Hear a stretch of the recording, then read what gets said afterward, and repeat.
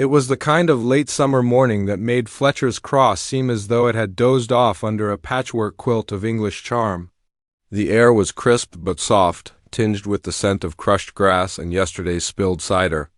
Sparrows pecked indifferently at crumbs outside the pub, and the bunting from the previous evening's harvest fete fluttered with the fading energy of celebration. Here and there, a paper cup or a half-deflated balloon still lingered, as if reluctant to concede that the festivities were truly over.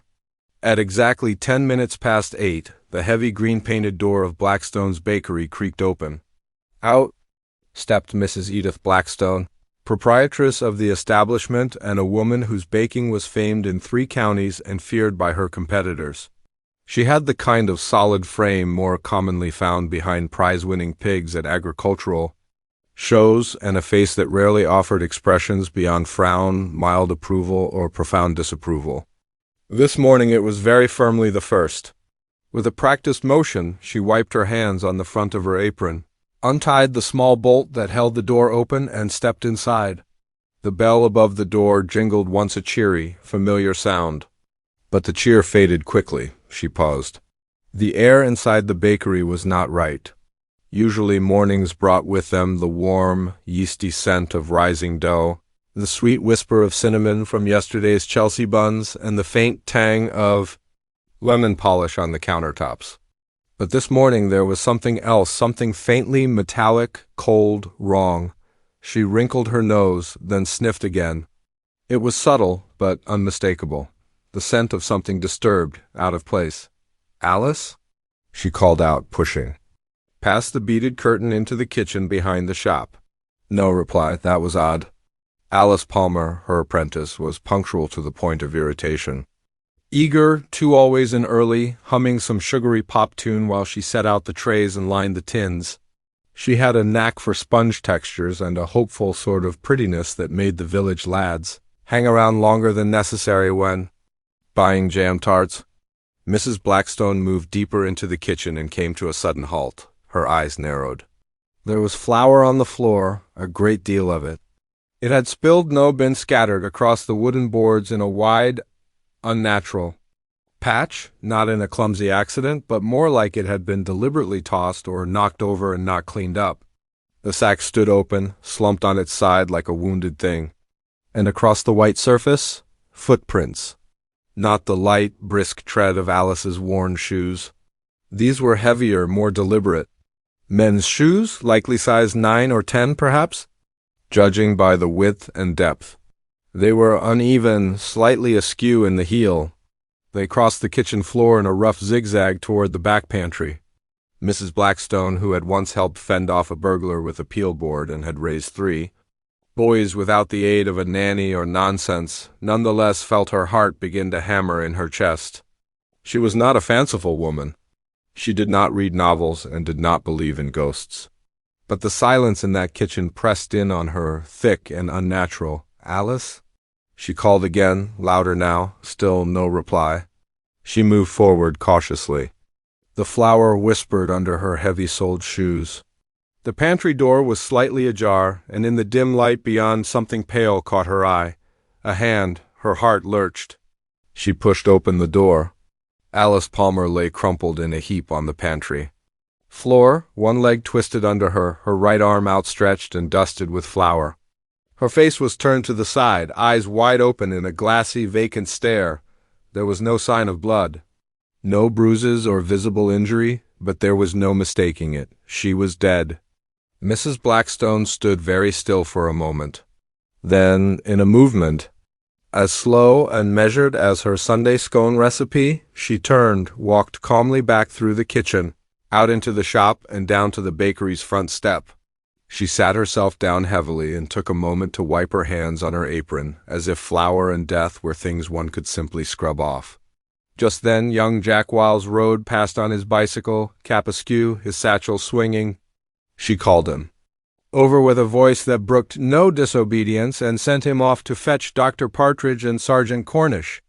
By 10:30, Fletcher's Cross was humming with speculation. Word had spread faster than blackberry jam on warm toast that Alice Palmer, age 17, well-liked and quick with a whisk, had been found dead inside the bakery. Dead, mind you, not injured. Not fainted. Dead in the snug of the Red Fox Inn. 3 old men argued over whether it had been poison or fright. At the grocer's, Mrs. Alton swore she'd seen a stranger the night before near the bunting tent. Outside the church hall, Miss Hartley and Mrs. Drew exchanged their 3rd round of theories. "So young," Miss Hartley murmured, her lace gloves clenched tightly in her lap. "And such lovely manners.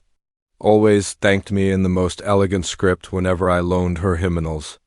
"I heard there was flour all over," said Mrs. Drew, lips pursed. "On the floor, mind you, footprints and all." They gasped as if that sealed it. Behind them, seated in her usual position under the chestnut tree with her knitting resting gently on her lap, sat Miss Jane Marple. She wore a soft gray cardigan, a small floral brooch, and an expression of mild interest. Her needles moved with quiet precision, clicking steadily like a metronome. She had passed by the bakery earlier and seen the flour-dusted footprints herself. The police had, of course, roped off the shop, and young Constable Bell was doing his best to appear authoritative. Miss Marple had merely nodded and continued on her way, but her thoughts had lingered on the image. Flour was a curious thing. It clung, coated, settled. It betrayed movement in a way few substances could. It did not lie. By noon, Dr. Partridge had completed his first assessment. Alice had died between 6 and 7 in the morning. No outward trauma, no signs of struggle. Poison? Possibly, but not immediate or obvious. The pantry where she lay was cold, empty of perishables save for a basket of apples and a tin of treacle. Sergeant Cornish was less than impressed. "Doesn't look like a break-in. Could have been a fainting fit, you know. Or a heart condition." "She was 17, Sergeant," Mrs. Blackstone said, her tone clipped. "And fit as a fiddle." "Well, we'll see what the coroner says," muttered Cornish, scribbling into his pad, "though it don't look like murder. No weapon, no wound. No motive." Miss Marple, walking past the gate just then, paused and spoke with the gentle curiosity of someone asking about the weather. "Forgive me, Sergeant, but did you find any second set of footprints?" Cornish blinked. "Just the one. Big ones." "And hers, of course." Miss Marple nodded as if she'd asked whether rain was likely and been told partly cloudy. She continued on her walk. It wasn't much, but she had known young Alice and she knew people. Alice would not have spilled flour not carelessly, and certainly not so much of it. And if she had been frightened or surprised, why was there no scream? No flight? The footprints in the flour were speaking. It was just a matter of listening. By the following morning, Fletcher's Cross had entered that particular phase of collective speculation unique to English villages, the deeply sincere, ever so polite panic that disguised itself in the form of social inquiry. A sudden death especially. One without explanation was not just a tragedy, but an event to be discussed, dissected, and quietly woven into the fabric of every conversation, regardless of topic. At the post office, where the queue always moved suspiciously slowly when something scandalous was afoot, Mrs. Drew tapped her spectacles against the desk with exaggerated patience. "I've never liked flour," she announced, apropos of nothing, to the 2 ladies behind her. "Gets into every corner, doesn't it? I told Alice once to be careful not to leave trails. And now, well," she gave a pointed sigh, "now look." Behind her, Miss Hartley adjusted the ribbon on her hat and leaned in. "They say it was a stranger, a man. No one local owns shoes like that. Large, apparently, broad-heeled." "Alice didn't lock the door," offered Mrs. Simmons, who lived above the butcher's and claimed auditory access to most of the village. "They found the back one unlatched. Let him in, whoever he was." From her corner, Miss Marple quietly leafed through a postal catalog, making no comment.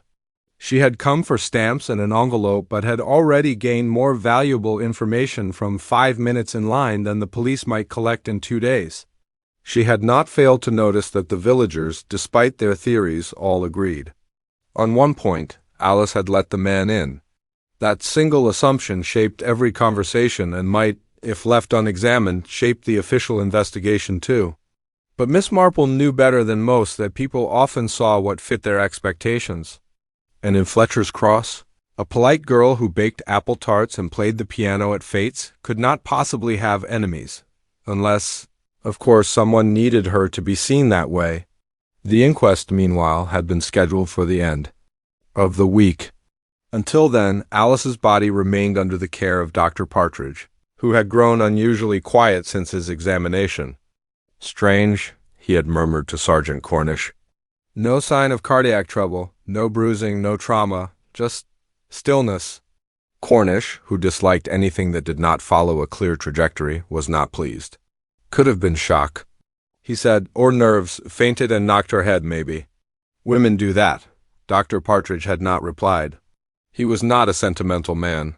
But something about the expression on the girl's face disturbed him less fear than surprise, as though she had expected someone else to enter that pantry. In the afternoon, Mrs. Blackstone reopened the bakery. Not out of callousness, though some said as much, but from necessity. The bakery was her livelihood, and she had lost 2 days of trade already.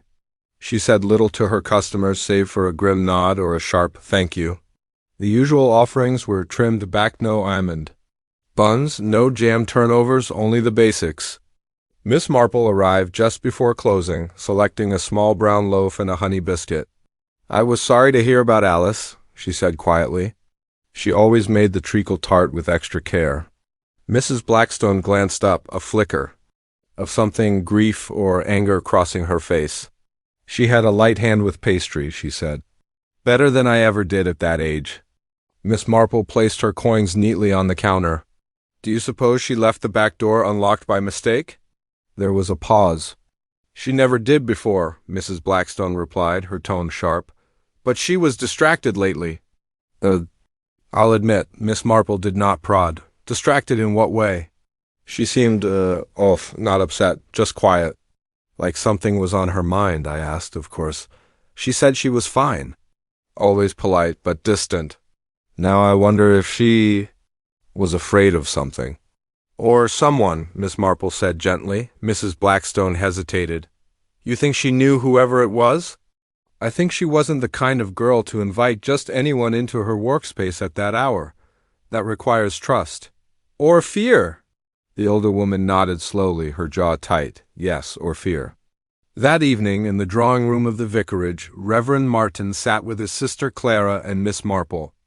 The curtains were drawn against the dusk, and the lamplight pooled softly on the tea service, which Clara kept in impeccable order. Miss Marple declined sugar, but accepted a second scone. Reverend Martin leaned forward, elbows on knees. "Everyone seems to have a theory, of course. Some think it was an accident. Others mutter about jealous rivals, though of what I couldn't say." "She was young and lovely," said Clara, her tone matter-of-fact. "That's enough to draw envy. From girls and boys alike." "I've been thinking about the footprints," Miss Marple said, breaking a scone carefully in half. "They tell such a peculiar story." "How so?" the vicar asked. "They lead in, but not out." Clara blinked. "You're sure?" "I saw them myself. A single line of prints, heavy, broad, from the flour bin to the pantry, but none returning. And Alice's own prints, of course, closer to the sink and the oven. She moved naturally in that kitchen. Whoever else entered made only one journey and didn't exit the way they came." The room fell silent for a moment. "But that's impossible," Reverend Martin said slowly, "unless the person's still in there." "Which they are." "Not," Miss Marple said. "The police searched it thoroughly." "No hiding place, no second person found? Then what does it mean?" Clara asked. "It means," Miss Marple said, sipping her tea, "that either the footprints are lying, or someone wanted them to tell the wrong story." The next morning brought rain, a slow, steady drizzle that gave Fletcher's Cross the look of a postcard slightly blurred at the edges. But rain had never stopped gossip. If anything, it forced it indoors, where it intensified. At the greengrocer's, the talk was of Alice's recent winnings at the fate second place for a tart and a modest prize. At the library, it was whispered that she had returned a stack of novels the day before her death, many of them concerning love triangles and jilted brides.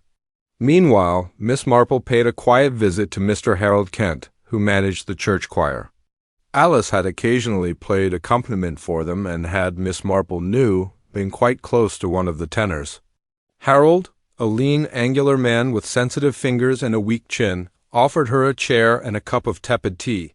Yes, she did seem distracted lately, he admitted. Missed a rehearsal 2 weeks ago, which wasn't like her. Sighed she had. A family matter. Do you know what sort? He looked uncomfortable. No, but she asked me something curious once. Whether anyone ever got into the church after hours. I told her only the vicar had a key. Miss Marple's eyes lingered. On a small photograph of the choir on the mantelpiece. Alice was there, smiling. Next to her stood Graham Nash, the carpenter's son. Tall, broad-shouldered, and, she now noted, wearing thick-soled shoes. She tucked the detail away, just as she might a dropped stitch in her knitting. Not important. By itself, not yet, but it was something.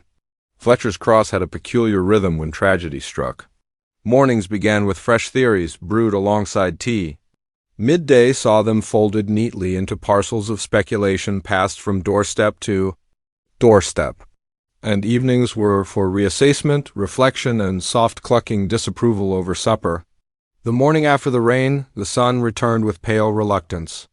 The grass was still heavy with moisture, and the church bell rang just slightly off-key, as though even it had absorbed the mood of unease hanging over the village.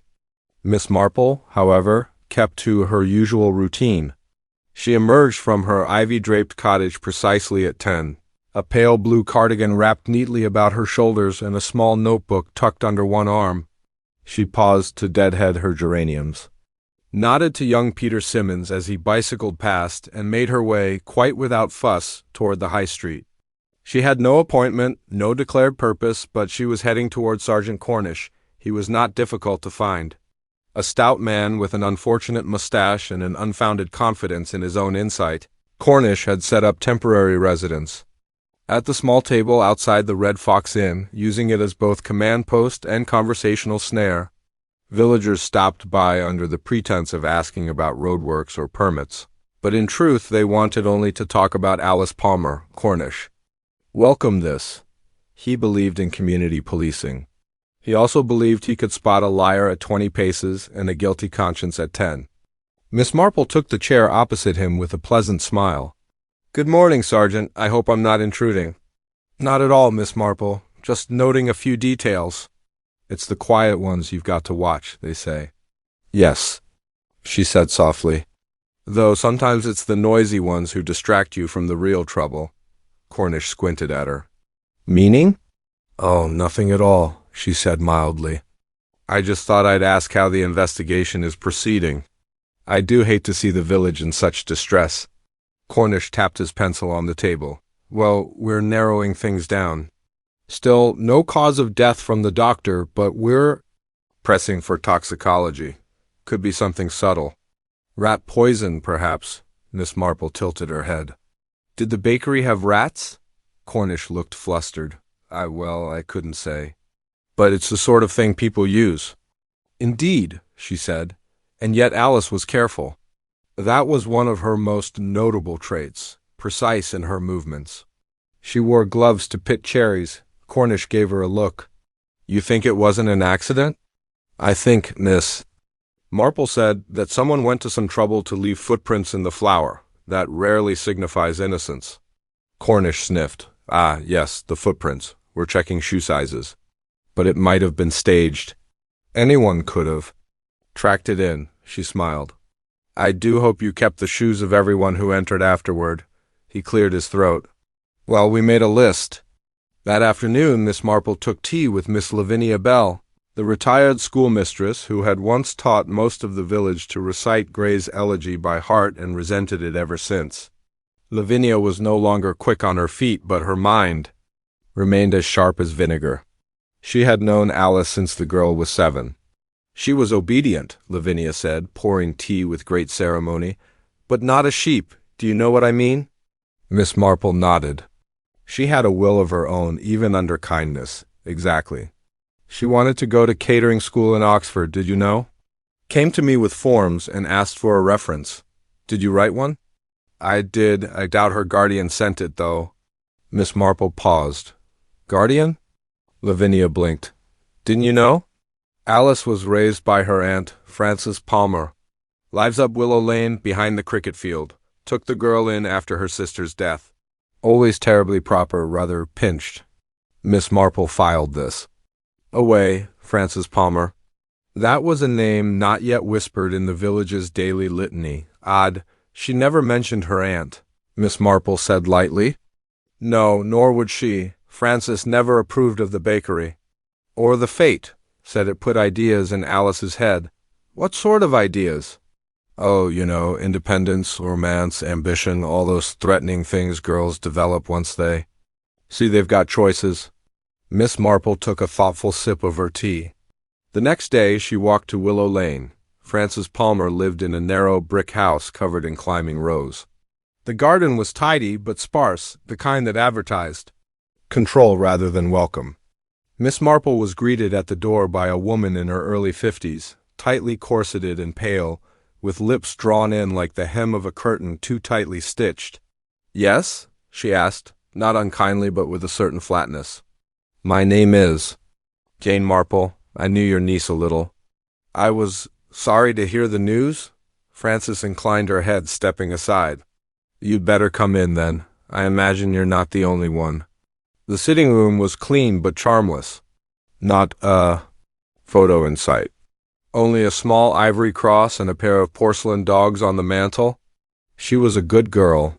Good girl, Frances said, sitting upright on the settee. A little flighty, but good. She worked very hard, Miss Marple offered. She did, Frances hesitated. I thought she might go into secretarial work, something proper. But Edith. Blackstone had other ideas. She liked the bakery. She liked attention, Frances corrected. Boys came in for her tarts and not the kind you bake? I'm not a fool, Miss Marple. Miss Marple offered a neutral smile. I'm sure it must be difficult to sort through everything now. Frances hesitated again. I haven't been allowed to collect her things. The police are still swarming over it. I'm not sure what to do next. Did she ever mention any unpleasantness? Anyone who troubled her? Frances looked away. She was seeing someone, I think. Wouldn't say who. Said it was nothing, but I could tell. She was too cheerful. Girls only act like that when they've got secrets. Miss Marple nodded slowly. And secrets, she said gently, are often dangerous things to hold alone. By evening the village was already preparing for Sunday service. The bell tower ropes had been checked, the hymn numbers slotted neatly into their wooden frame. Miss Marple sat quietly in the pews before choir practice, listening to the tenors warming their voices and watching the way they moved when they didn't know they were being observed. Graham Nash, the carpenter's son, arrived late again and offered a sheepish grin to the conductor. He sang well, if carelessly, and stood beside another lad with a sharper haircut and restless hands. Miss Marple observed them both, noted the muddy edge on Graham's trousers, the rawness in the other boy's voice when they sang Lead Kindly Light, and most of all, she noted who looked toward the empty piano stool and who carefully avoided it. The autumn wind had begun to nip at the corners of Fletcher's Cross, and leaves rustled like whispered secrets along the village lanes. News traveled fast too fast, thought Miss Marple as she quietly observed the growing unease, and in such times, the temptation to grasp for a swift conclusion was nearly irresistible. It was precisely on such a day that Sergeant Cornish gathered the villagers at the Red Fox Inn to announce his first formal suspect. The room was packed. Local farmers, shopkeepers, schoolchildren's parents, and even the vicar himself squeezed. Together, all eager to hear who might have committed such an unspeakable act. Sergeant Cornish cleared his throat, pulling his notebook from inside his coat. Ladies and gentlemen, he began, we've made progress. A suspect has come into focus. A ripple of hushed conversation passed through the crowd. The sergeant raised his hand. Please allow me to explain. The footprints found in flour at the bakery, he said, have been matched to one individual. He paused, allowing the suspense to build. Mr. Graham Nash. The room erupted in shocked murmurs. Graham Nash was well known in Fletcher's Cross, the carpenter's son, tall and broad-shouldered, with a cheerful smile and a talent for singing in the church choir. A young man who seemed now without blemish. "Why, Graham?" someone asked. Cornish's eyes gleamed with satisfaction. "We have his shoes?" "Muddy and dusted with flour, found after the fete in a nearby field. He admits to visiting the bakery late last night, but claims he left immediately." Mrs. Blackstone, standing near the back, folded her arms tightly. She knew Graham well. A decent lad. If nervous, then from guilt of something smaller, perhaps a trespass or borrowing without asking. But murder? Furthermore, Cornish continued, there is the matter of a quarrel witnessed between Graham and Alice Palmer during the fete. The crowd leaned forward. Miss Marple, sitting quietly near the window, watched Graham Nash with gentle but keen eyes. The young man's face was pale, his fingers twitching. His broad frame seemed suddenly too large for the small room. He had been arrested. Miss Marple waited until the room emptied before approaching Graham quietly. "Mr. Nash," she said, "might I ask a few questions?" He looked up, startled but willing. "Where were you between 6 and 7 this morning?" she asked. His voice was low and steady. "At home, helping my father with the new shelves. I was there all morning. And the footprints? The flour dust on your shoes? I must have picked it up last night, I suppose. I was in the bakery. I did speak to Alice." She watched him closely. What was said? He hesitated. She was worried. Said something about a man trying to get in after hours. "Do you know who this man was?" "No, I told her to call the police if he came again." But she never did. Miss Marple nodded slowly. "And the quarrel? It wasn't a quarrel, a disagreement." "She was upset, yes, but not with me. Do you know anyone who might want to harm her?" He shook his head. "No, Alice was kind to everyone." Her eyes lingered on the young man's hands. Calloused and steady, but with a faint tremble in the right thumb. Not guilt, she thought, but fear. Of what or whom she could not yet say. Word spread quickly that Graham Nash had been taken to the station. The village was split between those who believed in his innocence and others who whispered of dark secrets behind his cheerful facade. Miss Marple, however, was quietly uneasy. She had learned long ago not to trust appearances, especially when those appearances were wrapped tightly in community gossip and police eagerness. That evening she visited Mrs. Blackstone at the bakery. "You think it was Graham?"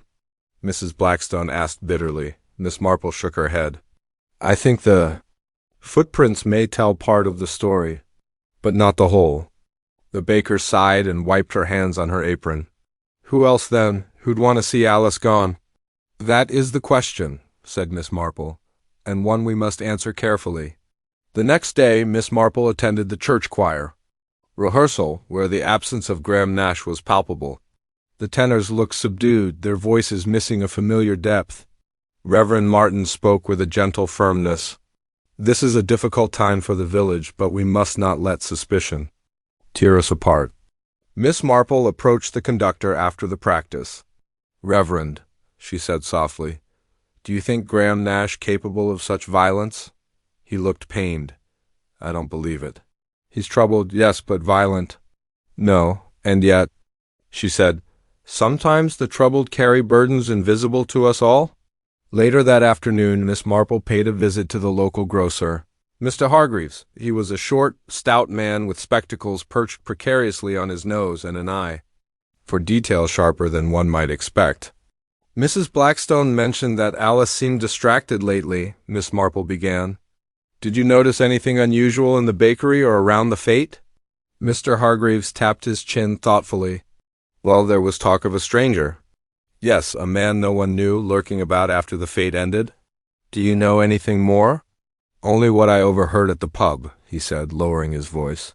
"Some said he'd been asking for Alice, pressing her for something." Miss Marple raised an eyebrow. "And did anyone else see this man?" "No one official, I'm afraid. But in villages stories spread like wildfire, even if the facts smolder." Miss Marple nodded. "Indeed. And sometimes the fire blinds us to the truth."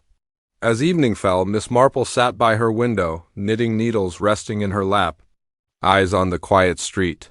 She thought about Alice, the footprints, Graham Nash, and the stranger no one had seen clearly but everyone spoke about. There were pieces missing, delicate threads weaving a picture just out of reach. Her mind turned over the question no one else dared ask aloud. If it wasn't Graham Nash, then who? The chill of early autumn had settled deeper over Fletcher's Cross. The hedgerows, once vibrant with the fiery golds and reds of late summer, now wore the subdued browns and olives of leaves, surrendering to the coming frost. The village itself was quieter, as though it too felt the weight of uncertainty pressing on its small shoulders. Miss Marple spent her mornings tending to her garden as usual, but her mind was far from the geraniums and primroses. The mystery of Alice Palmer's death clung to her thoughts like the stubborn fog that sometimes crept in from the moors. On this particular morning, she decided to revisit the bakery, not for comfort or routine, but because something had settled uneasily in her mind since Sergeant Cornish had announced Graham Nash as the prime suspect. She had met Graham twice now, once in the crowded Red Fox Inn and once at the choir rehearsal. Neither meeting had convinced her. His nervousness was genuine, but it was fear, not guilt. And fear could be caused by many things. Miss Marple crossed the village square and paused outside the bakery. The door was locked, the windows curtained, and a faded sign in the window read, "Closed until further notice." She noted the faint trace of flour dust near the threshold, a remnant, no doubt, of the scene that had shattered the village's calm. A movement at the corner of the bakery caught her eye. It was Mrs. Blackstone, peering cautiously from behind the bakery's side window. Miss Marple smiled softly and waved.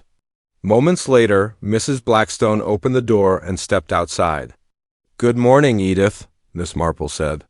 Edith gave a tired smile. "Morning, Jane. I wasn't sure if you'd come back." "I had to," Miss Marple replied. "There's something about this place." "It's never just the place." Mrs. Blackstone nodded. "You mean the bakery?" "Yes, it's got a history, lives and secrets in every loaf." They entered the shop together, the wooden floor creaking under their feet. Mrs. Blackstone gestured toward the back kitchen door. That's where it happened." Miss Marple looked around, eyes sharp despite the faint smell of stale flour and dust. She noticed the scattering of footprints traced out in chalk by the police, their efforts to preserve the scene. "What troubles you?" Miss Marple asked. Edith sighed, folding her arms. "It's the flour." Miss Marple's brow lifted. "Flour?" "Yes, it's not just that it was spilled. The prints in it, there's something odd." "Go on." "It's how the prints start and stop. Like whoever was here didn't come through the front door, not really. There's a patch where the dusting is faint, but no prints." Miss Marple bent to examine the floor. She saw the outlines, some clear, others smudged, leading toward the pantry where Alice had been found. "Do you suppose someone carried flour in rather than spilling it?" Miss Marple suggested. Edith nodded slowly. "Or someone tried to cover their tracks, but not very well." Miss Marple's eyes wandered to a small pile of flour near the foot of the pantry door. It was almost too neat, the edges squared off as if someone had tried to sweep the rest away. She crouched, picking up a tiny fragment of paper caught in the dust. "A piece of something," she murmured. Edith peered over her shoulder. "What is it?" Miss Marple examined the scrap carefully. It was torn, almost translucent, with a faint smudge of ink. "Part of a note," she said thoughtfully. "Probably from a letter or a notebook." She stood and looked around, searching the counter and shelves. Everything else appeared untouched, save for a cup with a faint ring of lipstick on the rim. Edith noticed Miss Marple's gaze and explained, "Alice used that cup for her tea. She never let anyone else use it." Miss Marple made a mental note of this. "Did Alice have any friends who might have visited the bakery late last night?" Miss Marple asked. Edith hesitated. "Not many. She kept mostly to herself since her Aunt Frances had been strict, but there was one, the new apprentice at the smithy, Clara Wood." "Clara Wood?" "Yes, young woman from the next village. Alice met her at the fete. They struck up a quick friendship." Miss Marple had heard of Clara Wood, the quiet type, new in town, and not yet woven fully into Fletcher's Cross's social tapestry. Perhaps it would be worth speaking with Miss Wood, Miss Marple said. Edith agreed. She was seen near the bakery last night, but said she left early. Miss Marple smiled faintly. Early enough to have missed something? Later that afternoon, Miss Marple found Clara Wood sitting on a bench by the village pond, her dark hair pulled back loosely and her hands folded in her lap. Clara looked up with a gentle start. Miss Marple! I didn't expect to see you. I hope I'm not intruding. I was hoping you might tell me about last night. Clara's eyes darkened slightly. I was at the fete until it ended. I left just before midnight, headed home. I didn't see anything unusual. Did you speak to Alice? Only briefly. She seemed worried but didn't say why. She asked if I knew anyone who might be troubling her. Miss Marple nodded. And did you? Clara bit her lip. No one that I know of, but there was someone new around. A man, I didn't catch his name. He lingered near the bakery late. In the evening. Did Alice seem frightened of him? I think so. She asked me to keep an eye out. I promised I would. Miss Marple's gaze lingered on Clara's handspail, trembling slightly in the cool air. Do you think this man had anything to do with what happened? She asked quietly. Clara shook her head. I don't know. I hope not. Miss Marple pressed gently. Did Alice ever mention secrets? Something she was afraid to share? Clara looked away. She said some things from the past had come back to trouble her, but she wouldn't say what. The words hung between them, a whisper of something unseen. Returning to her cottage, Miss Marple pondered the puzzle pieces now before her. The footprints, the strange flour spill, the torn scrap of paper, the man seen lurking, and the secrets Alice kept closely guarded. But one detail from the bakery stuck stubbornly in her mind, the cup with the lipstick ring. She had noticed it was a deep red, glossy and bold, quite unlike anything Alice was known to wear. And yet it was her cup. The next morning Miss Marple visited Mrs. Marjorie Hedges, the village dressmaker who was rumored to have a taste for dramatic colors and scandalous gossip. Marjorie greeted her with a smile sharp as scissors. Jane, I hear you've been poking about again. The village can't keep a secret for long. I'm afraid secrets are sometimes the only things worth keeping, Miss Marple replied mildly. Did you see the lipstick ring at the bakery? Marjorie asked conspiratorially. Miss Marple nodded. Well, I can tell you that color belongs to one person only, Miss Clara Wood. She's a bold one beneath that shy exterior. Quite the talk of the fete, if you ask me. Miss Marple raised an eyebrow. Bold enough to use someone else's cup? Marjorie laughed lightly. You'd be surprised what people will do when frightened or desperate. Miss Marple's mind raced, weighing the new information carefully. That evening, Miss Marple found herself outside the smithy on the edge of the village. The workshop was dark and quiet. She waited until Clara appeared, her figure silhouetted against the fading sky. May I have a word? Miss Marple asked. Clara nodded, her expression guarded. Miss Wood, would you mind explaining the lipstick on Alice's cup? Clara's face paled. I don't know how it got there. I never used her cup. Someone else might have placed it there. Or borrowed it. Clara bit her lip. I didn't want anyone to know we were friends. Alice was afraid her aunt would find out. Miss Marple's eyes softened. Secrets are often heavier than we think, my dear.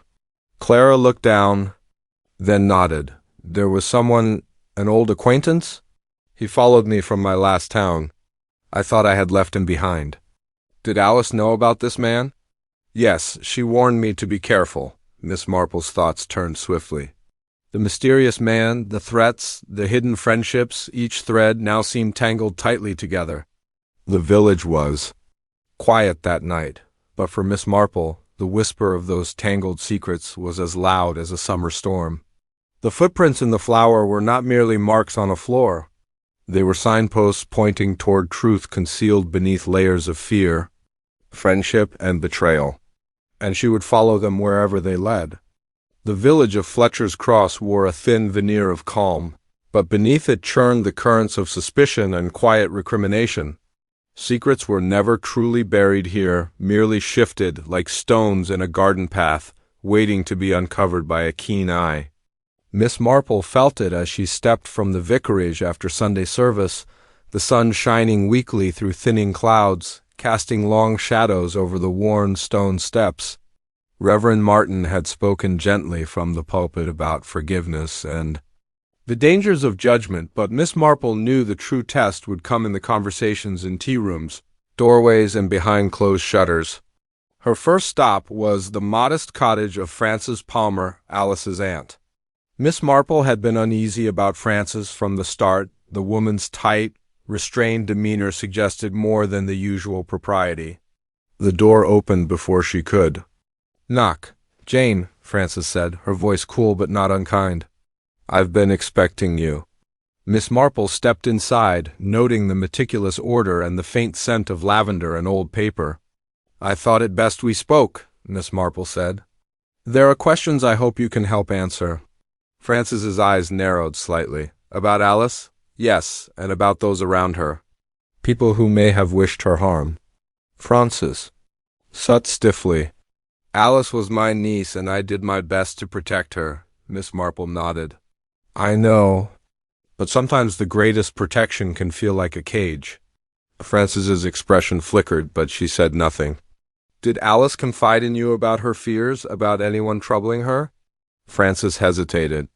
"She mentioned a man once. A man from her past. I told her to forget him. She was young, foolish." "Do you know his name?" Frances shook her head. "No, she never told me. I wished her to move on."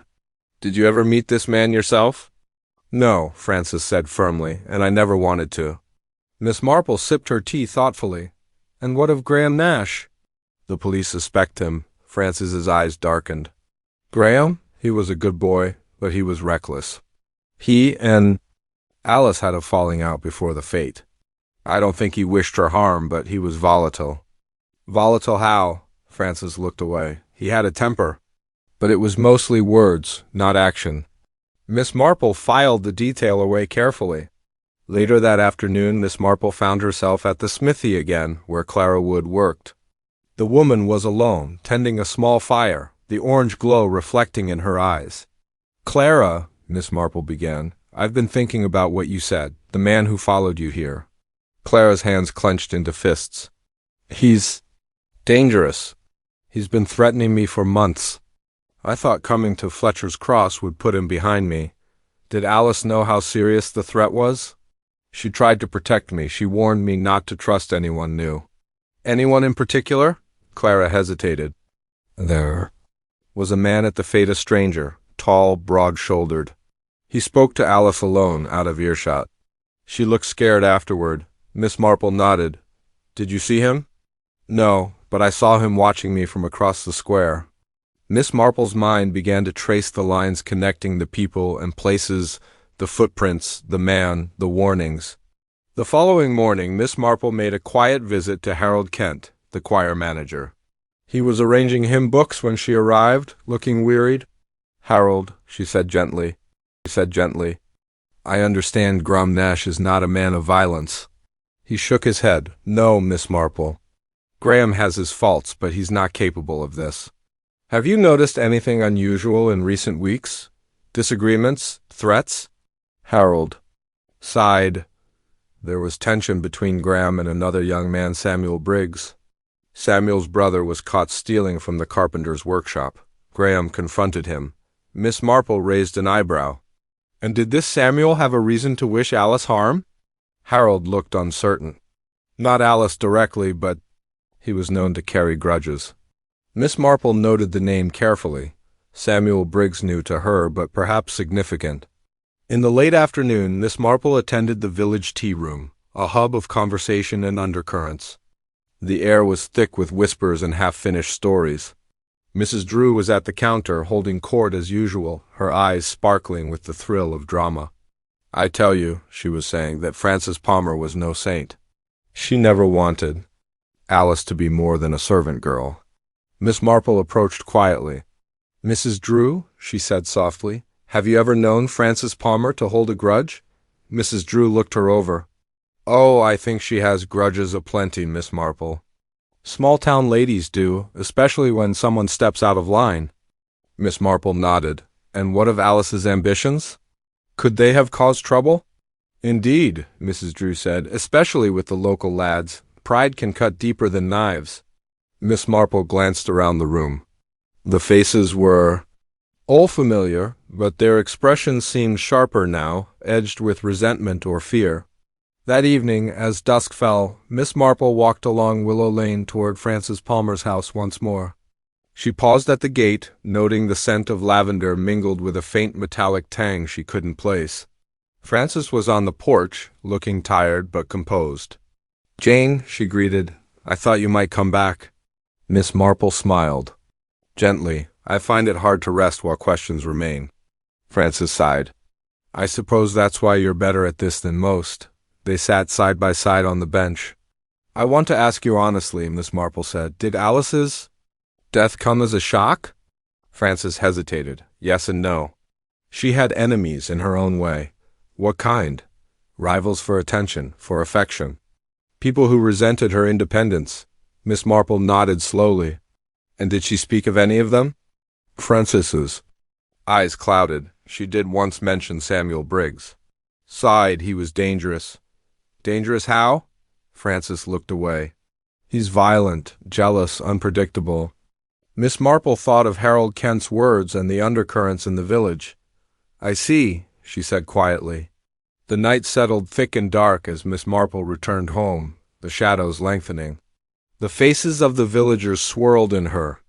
Mine Francis's cold restraint, Clara's quiet fear, Graham's trembling hands. Samuel Briggs's name whispered like a curse. No one was free of secrets. No one could claim innocence without question. And beneath it all, the footprints. And the flower remained, a silent witness to truths still hidden. Miss Marple knew that to uncover the heart of this mystery, she would need to unravel the tangled threads of the past and confront the fears the villagers hid even from themselves. The next morning broke with a briskness unusual for late spring, the air carrying a faint bite. The clouds that had hovered listlessly all week now gathered purposefully, and Fletcher's Cross felt poised for a downpour not of rain, but of something heavier. Miss Marple stood at her sitting-room window, knitting in hand, though her needles had long since stilled. Her mind, ever alert, turned over the names and conversations from the past days. Clara Wood and her mysterious follower, Francis Palmer's grim reserve, Samuel Briggs's name surfacing like a weed in calm water. And still the flower footprints lingered in her thoughts, faint, narrow, hurried, and the single missing shoe. She was interrupted by a sharp knock at the door. It was Inspector Craddock, his coat dusted with pollen and his expression uncharacteristically grave. "I thought I'd stop in before the papers catch wind of it," he said. "Another incident," Miss Marple blinked. "Another murder?" "No," he said grimly, stepping into the parlor, "but it may be the next step in that direction." He handed her a folded note, freshly taken from his coat pocket. Miss Marple read it silently. "I saw who did it. I can't stay silent. Meet me behind the old chapel at 11 tonight. C.W. Clara Wood," she murmured. Craddock nodded. "Found it pinned to the door of the station this morning, but there's more." "Clara's gone." Miss Marple raised her eyes. "Gone?" "Vanished sometime after dusk yesterday. No note, her cottage is unlocked, and her suitcase is missing." Miss Marple pressed her lips together. Either she fled in fear or someone made it look like she did. Craddock sat down heavily. "That's what we're trying to determine, but I don't like the timing. She was frightened, and now she's missing after promising to name someone." "I assume the chapel was searched?" "Of course. Nothing there." "And no one saw anything not that they'd admit to it?" Miss Marple looked thoughtfully toward the garden. "She's not the sort to run without a reason." "She was frightened, yes, but not impulsive." "Then you think she met with foul play?" Miss Marple nodded slowly. "I think it's very possible, and I think someone intercepted her message." By late morning, the news of Clara Wood's disappearance had threaded through the village like a chill. The tea shop buzzed with speculation, the grocer whispered his theories to anyone with ears, and children were kept indoors for fear of strangers lurking behind hedges. At the post office, Mrs. Harper, the postmistress and de facto village chronicle keeper, spoke freely to Miss Marple as she sorted mail behind the window. It's just like that business with the potboy in Gillingford, she said with relish. Vanished for 2 weeks and turned up behind the mill with a black eye and a broken heart. Miss Marple smiled politely. I do hope Clara fares better. Oh, I always thought her a bit strange, Mrs. Harper continued, lowering her voice. All that hammering and sharpening tools at odd hours. Not what a woman ought to do, if you ask me. Perhaps, Miss Marple said, but sometimes women must do what's necessary, not what's expected. Mrs. Harper sniffed. Mark, my words it was that Graham Nash, he's been glum as a gravedigger since Alice's death. Something's not right with that one. Miss Marple didn't disagree. Graham's nervous temperament and dark moods certainly cast him in a suspicious light, but something deeper gnawed at her. Clara's note implied knowledge, not theory. She had seen someone. That was new. And if she had been silenced for it, it meant the killer was watching. She made her way back toward the smithy. The forge was dark, the doors ajar, dust gathering on the anvil. Inside, she found signs of a hasty departure, a spilled oil can, a coat slung over the back of a chair, a teacup still holding cold dregs. A pile of letters rested on the table. Most bore mundane handwriting bills, a church circular, one from a cousin in Norfolk, but one envelope caught Miss Marple's eye. It was addressed in a different hand, heavy, masculine, the ink slightly smeared, no return address. She opened it carefully, hoping it might offer a clue to Clara's last hours. Inside was a single sheet with a short message scrawled in uneven lines. You know too much. Keep your mouth shut or you'll end up just like her. No signature. No indication of who had written it, but the implication was clear. Miss Marple folded the letter and placed it in her handbag, her mind spinning faster. Now, Clara hadn't merely witnessed something, she had been threatened about it. And her disappearance came precisely after she decided not to stay silent. That afternoon, Inspector Craddock returned to the village with new urgency. His men had discovered a footprint behind the chapel, near the hedgerow deep, freshly pressed, and facing away as though someone had run. It was smaller than a man's shoe, a woman's likely, but it was smeared at the heel, as if something had been dragged. Craddock looked grim as he reported it to Miss Marple. I don't like it, he said. If Clara is still alive, she's not well, and if she's not... Miss Marple interrupted gently. We mustn't assume yet, but you're right to act quickly. May I suggest something, Inspector? Always. We must create the impression that Clara is alive and has told someone else what she knows. Craddock raised an eyebrow. To flush out the killer? To make them panic, she said. Because someone is clever enough to silence one witness, but they may not be able to hide the fear that there's another. That evening, a discreet message was posted on the church board and whispered into the right ears. Clara Wood had sent a letter to her solicitor before she vanished, naming someone she feared. The implication was vague but deliberate. By nightfall, the village was holding its collective breath. Miss Marple took her evening walk as usual, nodding at passers-by. But she watched more than she was seen. The baker's boy lingered too long near the vicarage. A shadow moved behind the curtain of the Palmer house, and from the edge of the square a tall figure loitered by the smithy, only to slip away as Miss Marple approached. The tension in Fletcher's Cross had turned from idle curiosity to something sharper. Someone was afraid, someone was calculating, and someone, Miss Marple was quite certain, was about to make a very dangerous mistake. As she returned home and closed the gate behind her, the wind stirred the hollyhocks and carried with it the scent of coal smoke and damp grass. Miss Marple paused on the step and turned toward the street, where the gas lamp flickered at the crossroads. A lone figure stood beneath it, watching, waiting. She didn't wave. She didn't speak. But she knew, without a shadow of doubt, that the game had shifted, and now, she thought, the endgame had begun. It was a curious thing about Miss Marple. The vicar's wife once noted she never looked like she was doing anything important. Whether she was picking off caterpillars from her geraniums or inquiring about a church raffle, she had the air of someone who might need assistance crossing the street. But in truth, her mind moved like a hawk's shadow across a field silent. swift and never far from its prey. The next morning, as Fletcher's Cross still buzzed over the talk of Clara's disappearance and the mystery solicitor's letter, Miss Marple settled into her parlor with a plan forming. She had narrowed the possibilities not through clues in the physical sense, but through silences, pauses, and glances a heartbeat too long. There was something performative in all of it now, a play being put on for the benefit of the village, with one actor overplaying their part. She needed to find the flaw in their mask. It was time to set the trap. By mid-morning, Miss Marple made her way to the Palmer residence. The Palmer sisters had lived in the old mill house since their father's death nearly a decade ago.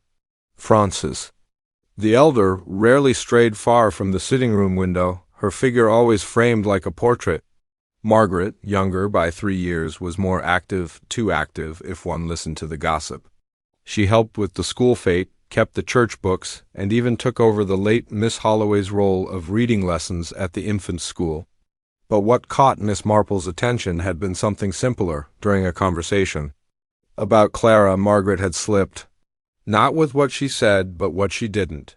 She never asked if Clara was safe. Margaret welcomed Miss Marple in with polite surprise. "Oh, how nice of you to drop by. Frances is resting headaches again, but do come in. Tea?" Miss Marple accepted, following her into the parlor. The room was as neat as a photograph in country life, but over-curated. Nothing felt used, no books left open, no knitting basket, no sign of a human impression. It was the sort of tidiness one finds in a room being observed. "Have you heard," Miss Marple said mildly, accepting her cup, "that someone saw Clara near the canal path late yesterday evening?" Margaret stiffened ever so slightly. "The canal? That's odd. I thought she was staying in these parts?" Miss Marple tilted her head. "Oh? I was under the impression you hadn't seen her in days." Margaret blinked. "Well, yes, of course. Only what I heard from the vicar." The moment passed, but Miss Marple tucked it away. "I suppose someone like Clara always seemed a bit of an outsider," she continued airily. "But very observant, I imagine." Margaret offered a tight smile. She kept to herself. "Probably best that way, a quiet life. Funny, isn't it?" Miss Marple mused. "The quiet ones often see the most. I remember once in Little Paddocks, a young maid solved a burglary just by noticing which boots were missing from the back porch." Margaret sipped her tea, eyes fixed on the cup. "I often wonder," Miss Marple continued, "if people realize how much they give away not by what they say, but how they behave when certain topics come up." Now Margaret looked up, a flicker of something in her eyes challenge. "Discomfort? Meaning?" "Oh, nothing specific," Miss Marple said sweetly. "Only that someone once told me it's the second reaction that counts. The first is instinct. The second is performance." Margaret's smile thinned. "Miss Marple, are you suggesting someone in the village knows more about Clara's disappearance than they're saying?" Miss Marple placed her cup down with care. "I'm suggesting," she said gently, "that people sometimes do things they believe are right under the weight of love or duty or desperation. And sometimes they hide those things, not out of guilt, but out of fear of what others will. Think." Margaret stood abruptly. "I must see to Frances. She be needing her medicine." Miss Marple rose. "Of course, dear. You've been quite helpful." She walked slowly to the door, stopping just before she reached it. "Oh, Margaret, one more thing." "Yes? Would you mind terribly if I asked you to describe Clara's boots?" "Her boots?" "Yes, the ones she always wore to the forge. Inspector Craddock is trying to trace the footprint they found near the chapel." Margaret's lips parted. I wouldn't know. I haven't seen her in days." Miss Marple's expression did not change, but she noted the crack. "I see," she said. "Quite all right, thank you again." Outside, the breeze had turned, blowing in from the east. The church bell rang once, and a dog barked from the distance. Miss Marple turned the corner and crossed the green, stopping in at the school, where Graham Nash was mending the front fence. She watched him for a moment. His work was clumsy, distracted. Sweat glistened on his brow, though the day was cool. When he saw her, he offered a curt nod. "Miss Marple." "Mr. Nash, fixing the gate, I see. Trying to—" He jammed. A nail in with unnecessary force. Not that it matters.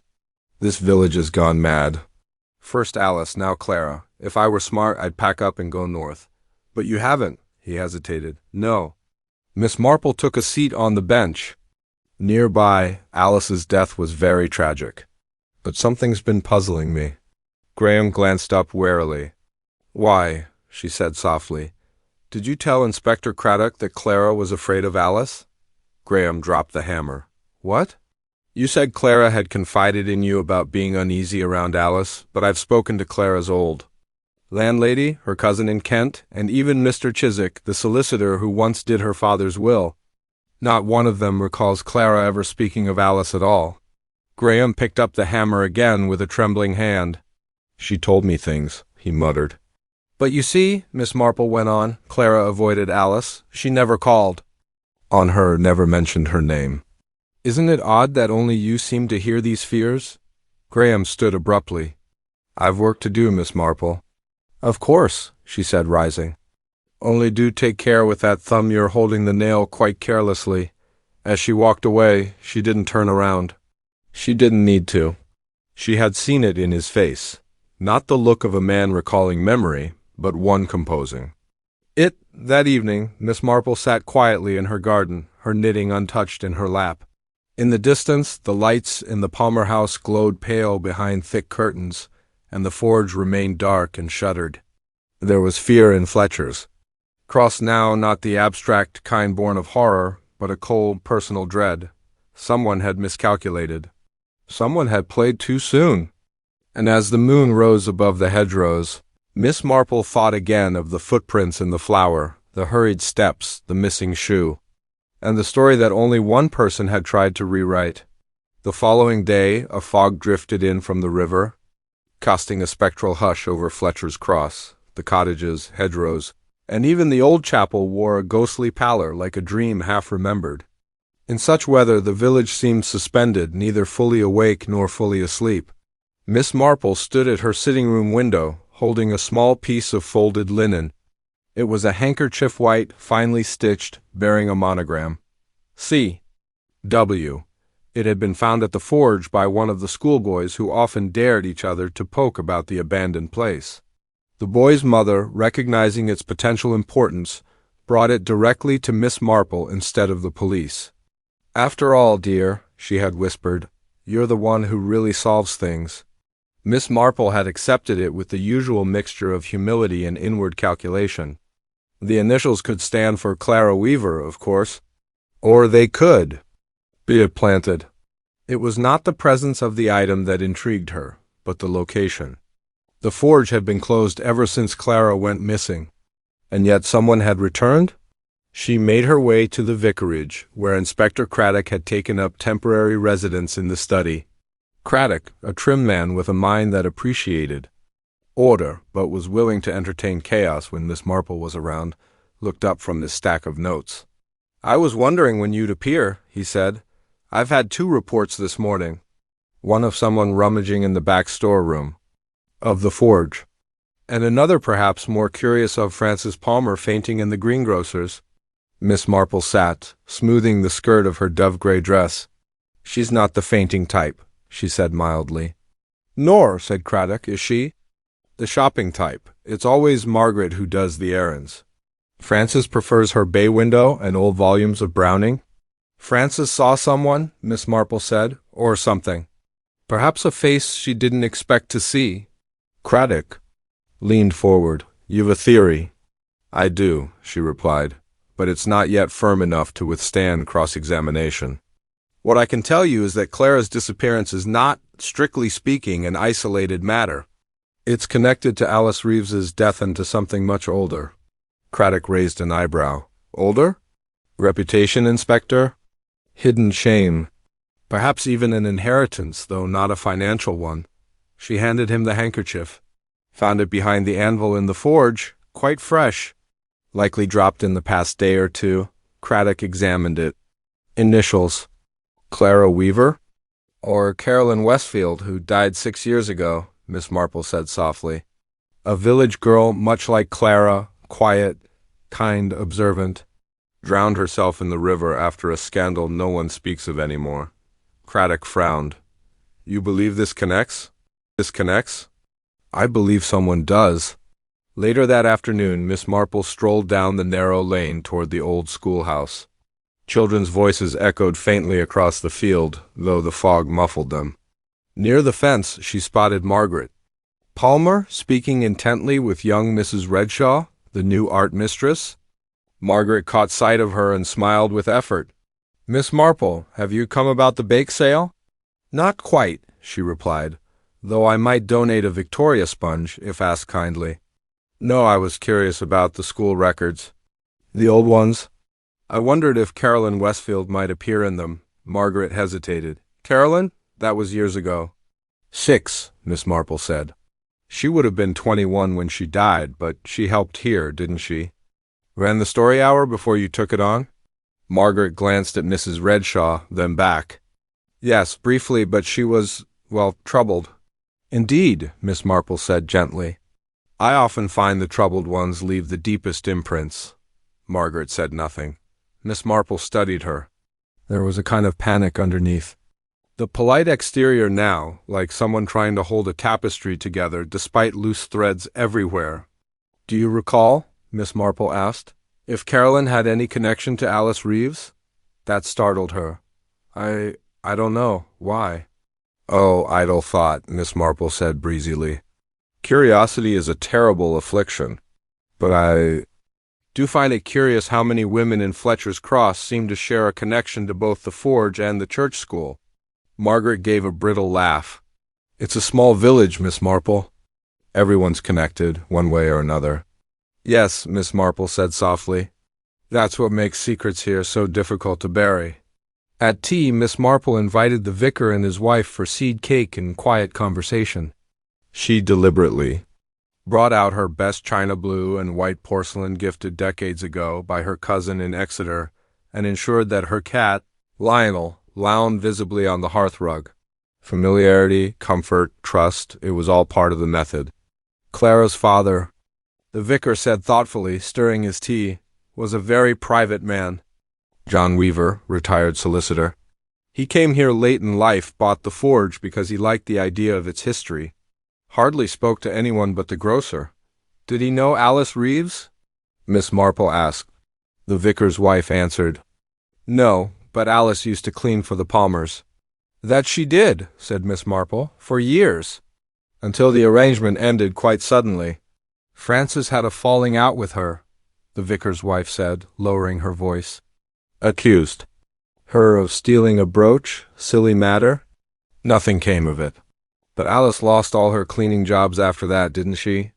Why, yes, come to think of it, she did. As night fell, the fog grew heavier, and the village seemed to huddle inward. Windows glowed faintly through the mist like watching. Eyes, Miss Marple, alone again in her parlor, reviewed her notes. Not written ones, she never needed those, but memories, dialogues, gestures. The school storeroom had been disturbed. Frances Palmer had fainted. Graham Nash had lied. Clara Weaver was still missing. And there was one truth beneath it all. Someone had taken great pains to erase a story that never stopped being dangerous. But like flowers scattered across a stone floor, the signs were still there. All one needed was to follow the footprints. The next morning brought no sun, only a stubborn, low-hanging mist that clung to the treetops and blurred the hedgerows like a charcoal sketch smudged at the edges. In Fletcher's Cross, the fog seemed almost symbolic, now thick with silence, secrets, and things best left undisturbed.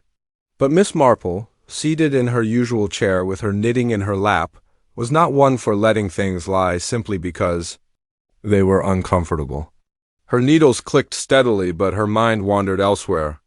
Not to Clara Weaver directly, but rather to Carolyn Westfield, the girl the village had chosen, quietly and collectively, to forget. Carolyn had drowned herself, they said, in the river near Hadley Bridge. But what had preceded her death had always been unclear, at least officially. There were murmurs at the time that she'd been in trouble, that there had been an incident no one could quite define. Miss Marple had heard it all through the village grapevine. which was far more accurate than most police reports when it came to human behavior. It was time to revisit that forgotten chapter. She paid a quiet visit to Mrs. Pierce, the widow who kept the lending library above the old butcher's. The room smelled faintly of lemon polish and musty paperbacks, and the ticking of a brass carriage clock filled the space like a heartbeat. "Caroline Westfield?" Mrs. Pierce repeated, brows rising. "Now there's a name I haven't heard in a long time. She used to borrow books from you, didn't she?" Miss Marple asked, browsing aimlessly through the shelves. "Oh yes, always poetry. Browning, mostly. And a bit of Rossetti. Dreamy sort of girl, sad eyes. Didn't talk much, but she listened. You could feel she was always listening." "Did she ever speak of the forge?" Mrs. Pierce hesitated, rubbing her knuckles. "She did once mention working there, briefly. Helping with the accounts, I think, for John Weaver. But that ended suddenly. Any idea why?" A pause. "Not officially, but between us women." She glanced toward the window, where the fog lay thick. "People said she'd had her heart broken. Badly, and that she'd, well, expected. A proposal that never came." "From whom?" "That's just it. No one ever said, but it must have been someone local. Someone she trusted." The next stop was the cemetery. It lay on the slope behind St. Mildred's, partially hidden by yew trees, where old stones leaned like tired shoulders in the earth. Caroline Westfield's headstone was modest, white marble, weather-streaked. The engraving read simply, "Caroline, Jane Westfield, beloved daughter, gone too soon 1908 to 1930. Miss Marple stood there for some time, noting the graves nearby. A few were familiar, old families of the village, but one stood out. 2 rows behind Caroline's an empty plot. A purchase site, reserved. The small metal tag on the post read, "Weaver that afternoon." Inspector Craddock joined Miss Marple for a walk around the village green, accompanied by Lionel the cat, who followed at a dignified distance. "I've spoken with the Palmers again," Craddock said, slipping his hands into his coat pockets. "Margaret seems composed. Frances, less so. She claims she saw someone the morning Clara disappeared, but says she was too disoriented to make sense of it." "What sort of someone?" "She says a figure. Could have been a man or a woman, dark coat, nothing more." Miss Marple stopped beside the old horse trough, where a few faded daisies clung to the stones. "She's lying," she said softly. Craddock blinked. "You're certain?" "She saw someone she recognized, someone she could name, but she won't." "Why not?" Miss Marple looked out over the green. "Because it would mean confessing something else first." "Something far older. Shame is a powerful thing, Inspector, particularly in women of a certain age. It grows like ivy wrapping around memory, suffocating truth." Craddock was silent for a time. "You believe this all ties back to Caroline Westfield?" Miss Marple nodded.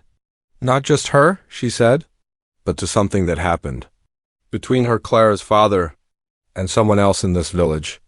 Later that evening, Miss Marple received an unexpected caller. It was Graham Nash. He stood at her doorstep in his mackintosh, cap in hand, looking as though he'd walked straight from a confession booth. "I need to talk," he said, his voice low. She ushered him in, poured a brandy, and sat quietly. As he fumbled for words, "I lied," he said. "About the night Clara disappeared?" Miss Marple nodded. "I thought so. I saw her around 8. She was walking fast, headed toward the forge. Looked like she was crying. Did you follow?" "I tried," he admitted, flushing. "But I tripped in the lane, and by the time I got up, she'd vanished. The forge was locked when I checked it a few minutes later. No light, no sound." Miss Marple's gaze didn't waver. "Why didn't you tell the police?" "Because I was afraid," he said miserably.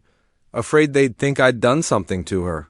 And afraid of what she might have found at the forge." She tilted her head. "Found?" He took a long breath. "You remember Caroline Westfield?" "I think Clara found something, maybe a letter, maybe a photograph. Something that connected her father to Caroline. Something that scared her. That's why she was crying."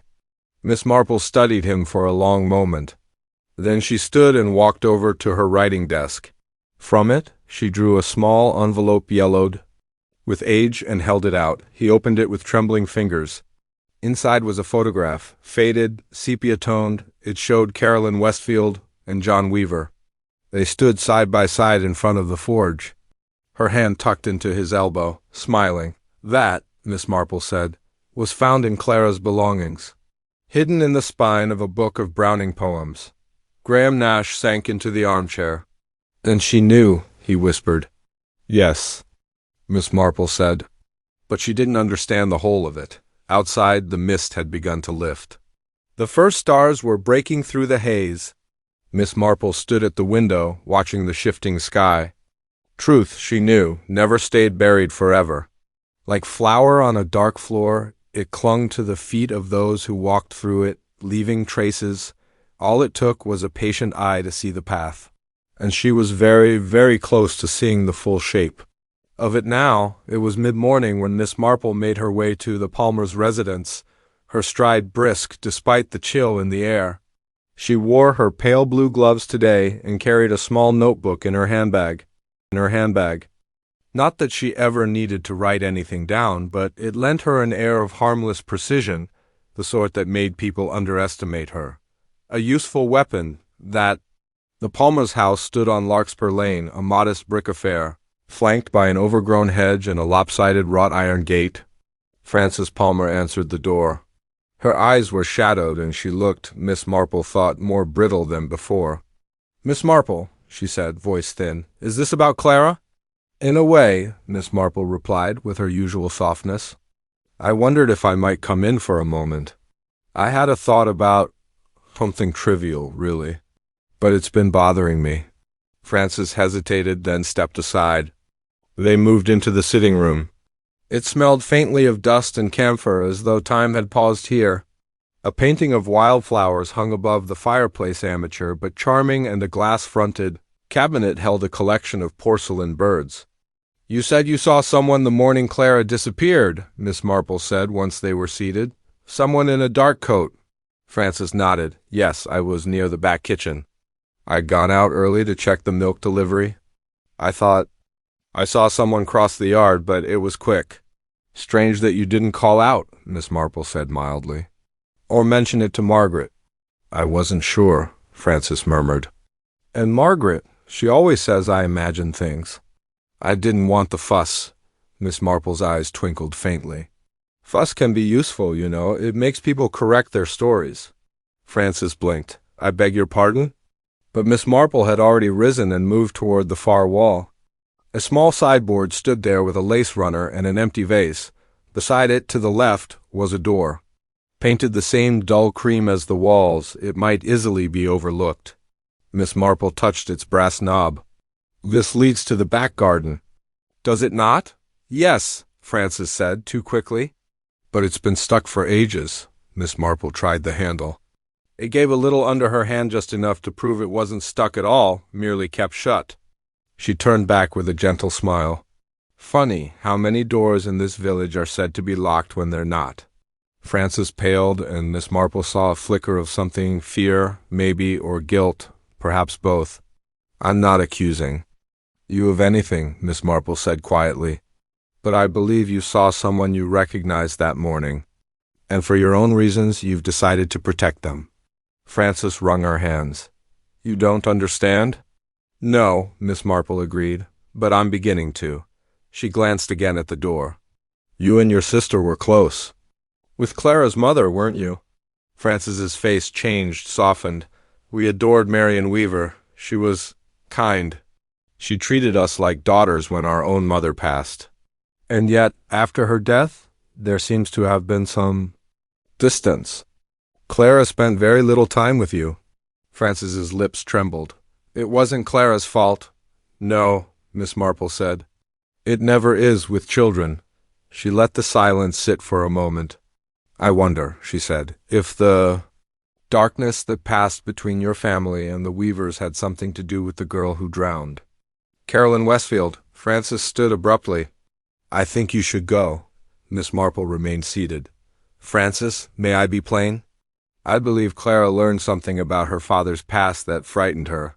Something connected to Carolyn and perhaps to your sister Margaret." Frances's composure cracked. Her lips opened, but no sound came. And then she sat down again, slowly, as if her bones had suddenly aged 10 years. "She came here," Frances whispered. "That morning. Clara, she came to see Margaret." Miss Marple remained still. "She said she'd found an old letter, that she thought John her father had been in love with someone else long ago. She was angry, shaken. She said she felt as though her whole childhood had been a lie." "What did Margaret say?" "She denied it, of course she did. But I remembered there were whispers back then. Caroline and John Weaver were seen together, and then she died." Miss Marple's voice was very soft. "Did Margaret know what happened to Caroline?" Frances looked at her with wide eyes. I think Margaret knows more than she admit, but she's never said, and Clara threatened to go to the police. Said she'd dig until she got answers, then she left. That was the last time we saw her. That afternoon Miss Marple took tea with Reverend Halberton in the rectory study. He was a large man with a kind face and little patience for gossip, though he rarely resisted Miss Marple's invitations for conversation. "Tell me, Vicar," she said gently, stirring her. "Cup, were you here when Caroline Westfield died?" He nodded. "A tragedy, dreadful. She was found in the river. Suicide, they said, but you weren't convinced." He hesitated. "It wasn't my place to question the coroner. But no, I wasn't. She'd spoken with me only days before. Confided some doubts. She was frightened. Of someone?" "She didn't say. But she asked me if God forgave lies, especially those told to protect someone you love." Miss Marple set down her cup with a faint clink. "Did she mention a man?" The vicar's brow furrowed. "Not directly. But she was working at the forge, then. And she'd been let go rather suddenly. Because she knew too much?"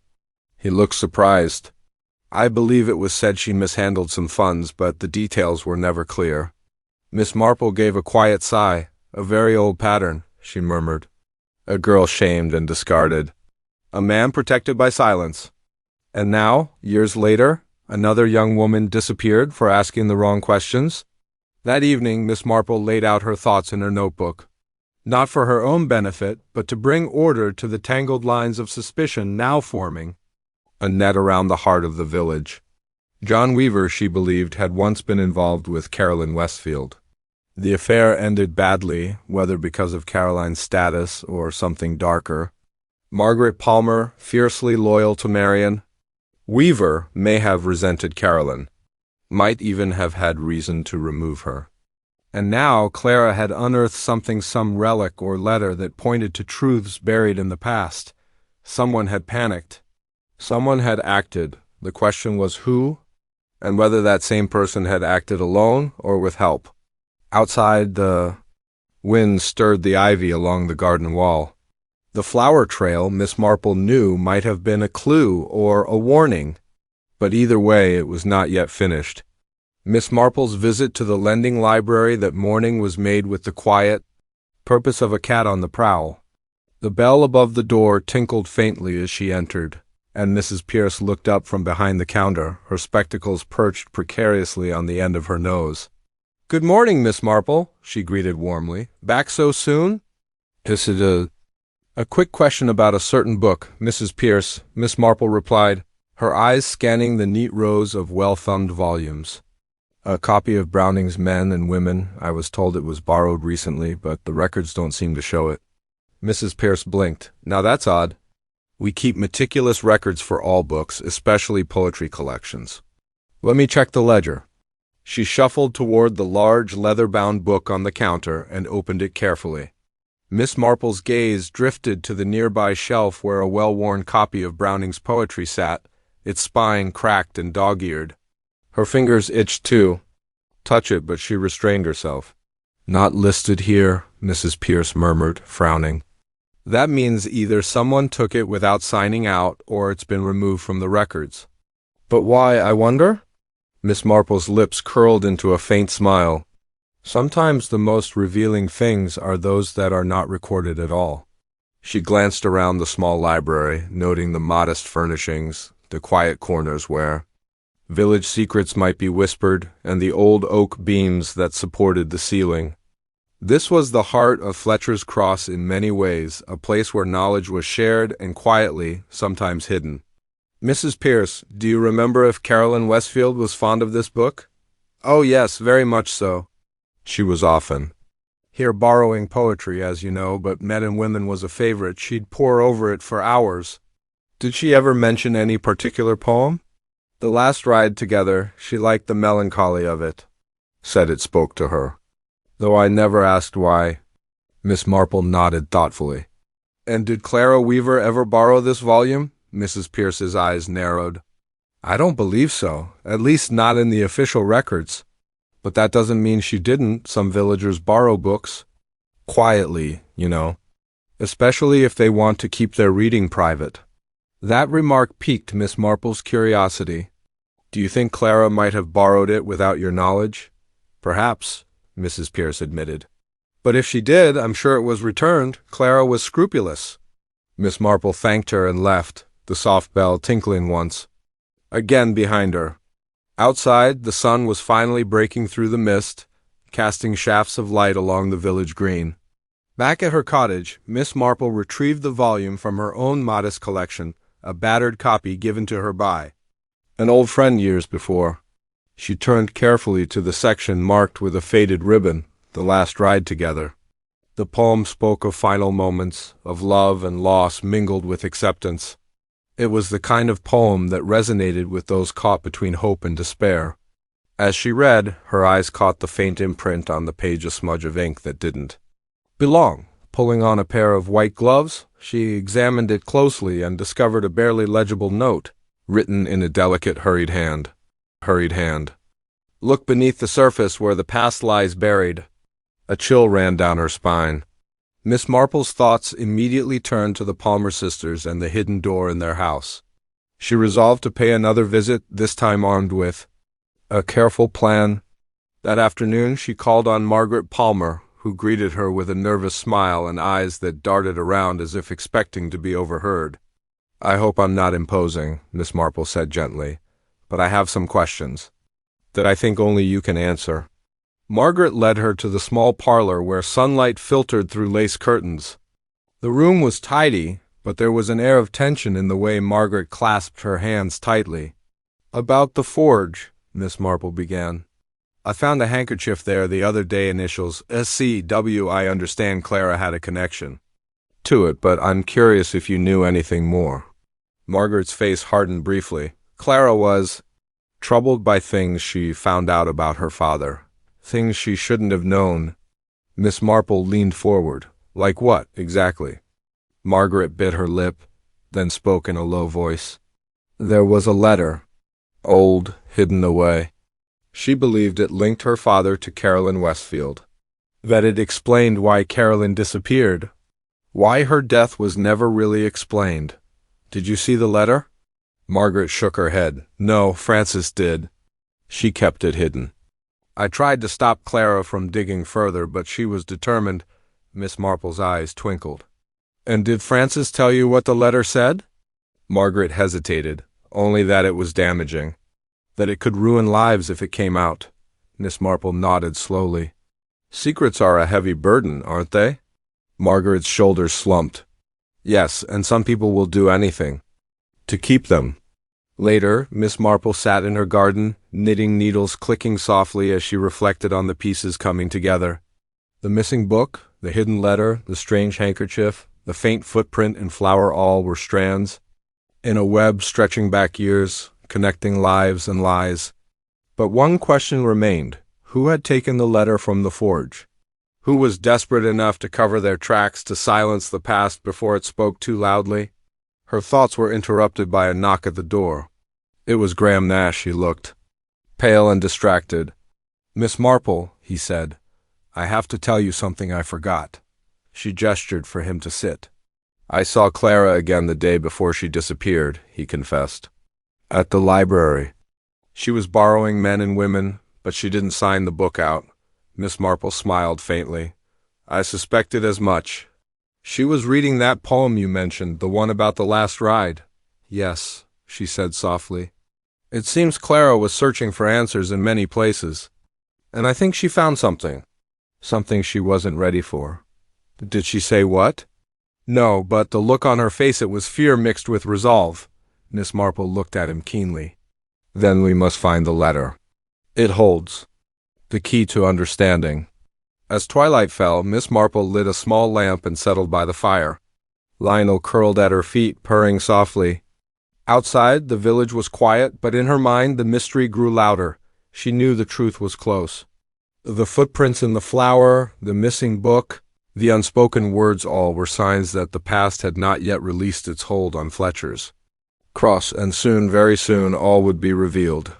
The air in Fletcher's Cross carried a distinct chill as Miss Marple stepped onto the village green. The early morning fog had lifted but left a sharpness to the light that pressed against the skin like the first bite of autumn. She wrapped her shawl tighter and adjusted her hat as she made her way toward the forge. The sight of so many whispered secrets. Inspector Craddock was already there, examining the entrance with his usual meticulousness. "Good morning, Miss Marple," he said, straightening as she approached. "I've had the locksmith come by. The door was not forced." "Not forced?" Miss Marple repeated thoughtfully.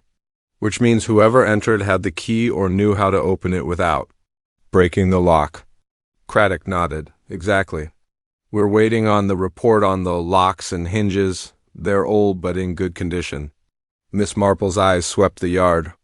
The scattered footprints in the flower that had first caught her attention were now almost completely gone, disturbed by the rain and the passing footsteps of curious villagers and police alike. "Any sign of the letter Clara found?" she asked. Craddock shook his head. "No, if it was here, it's been taken." Miss Marple's fingers brushed a line of dust along the windowsill. Her mind was already piecing together the movements and motives concealed in that dust. As they spoke, a figure approached from the lane. Margaret Palmer. Her face was pale, but there was a determined set to her jaw.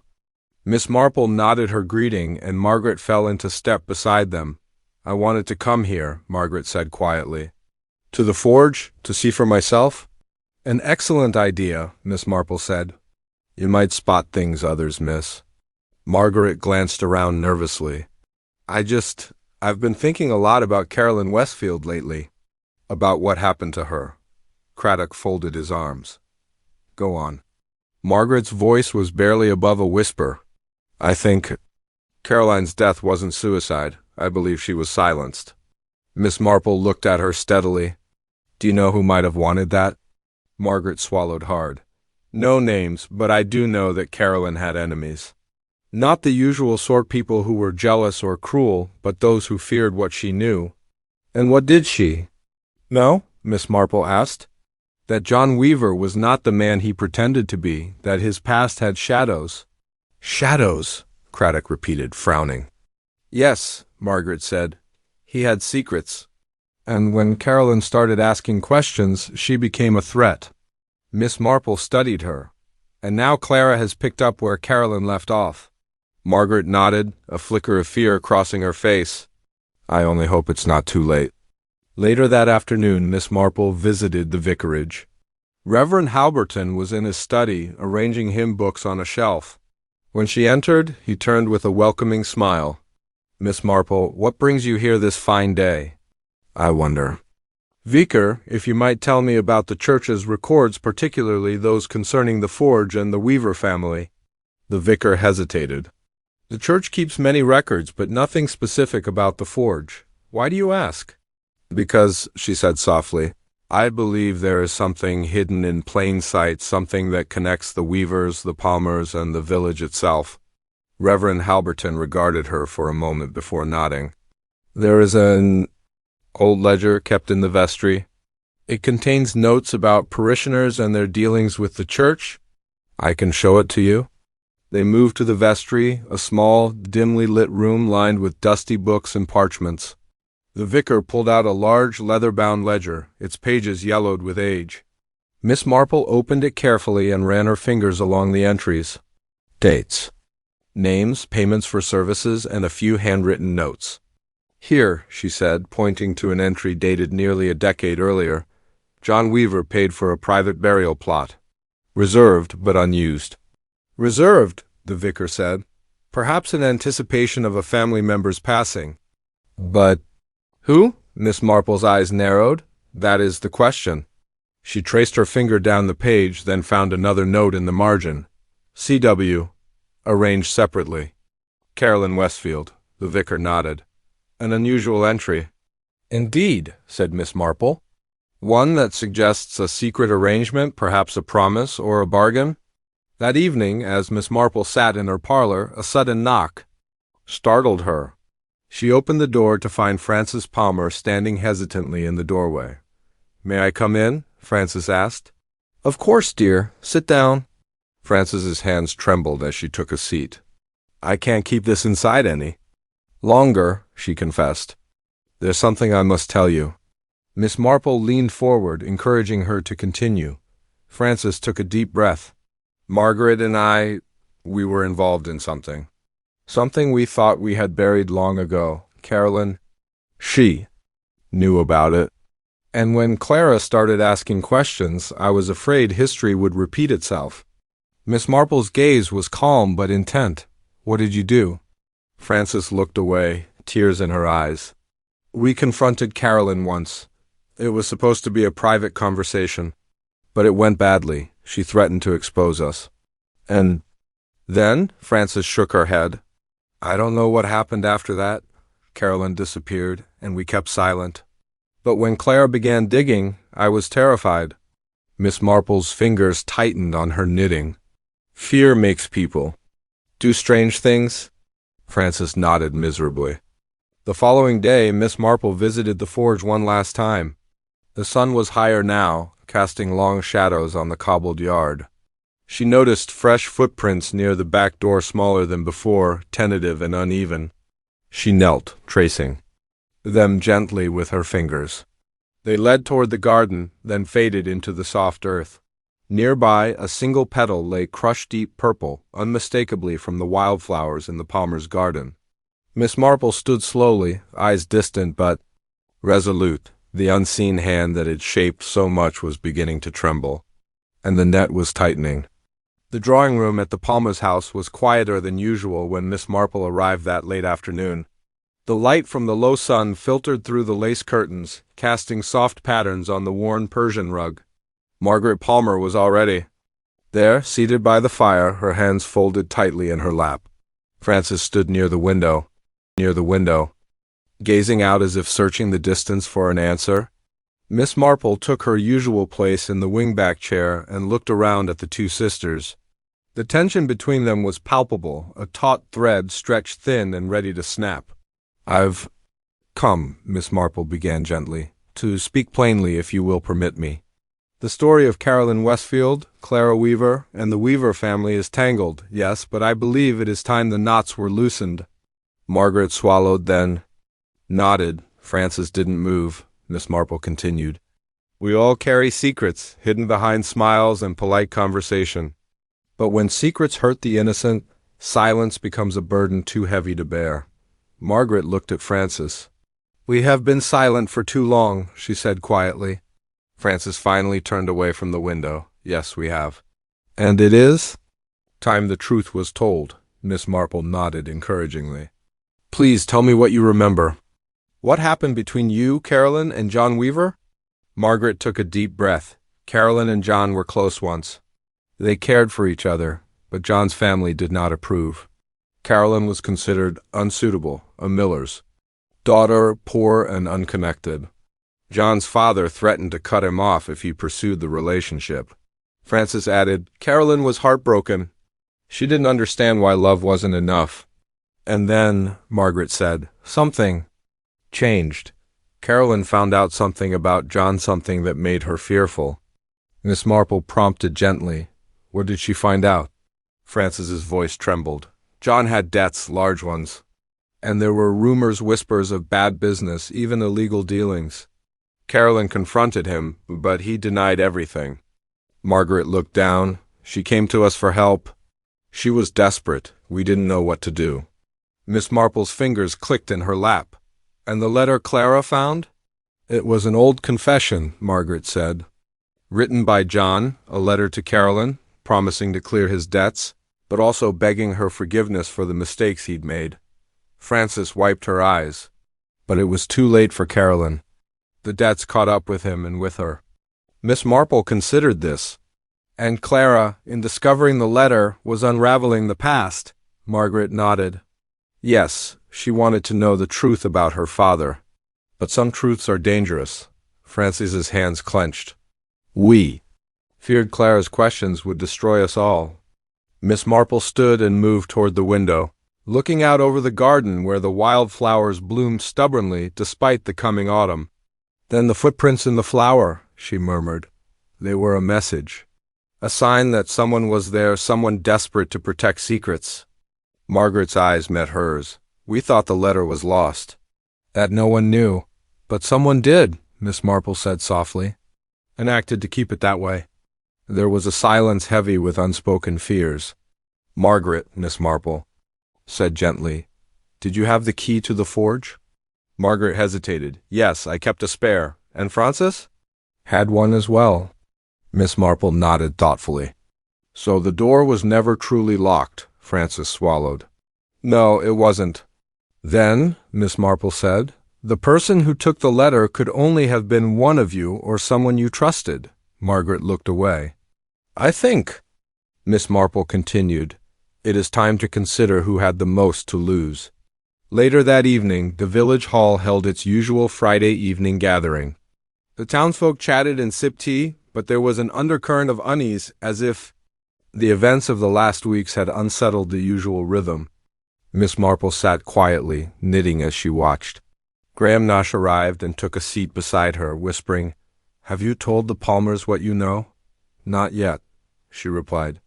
Truths are delicate things. They must be handled with care. Across the room, Inspector Craddock was deep in conversation with Margaret Palmer, whose expression was weary but resolute. Miss Marple observed Frances Palmer entering the hall, clutching a folded piece of paper.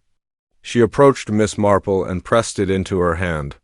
Read this when you can, Frances said, then disappeared into the crowd. Miss Marple unfolded the paper carefully. It was a note brief and to the point. I cannot keep this secret any longer. I was there the night Carolyn died. It was an accident, but it was covered up. I am sorry.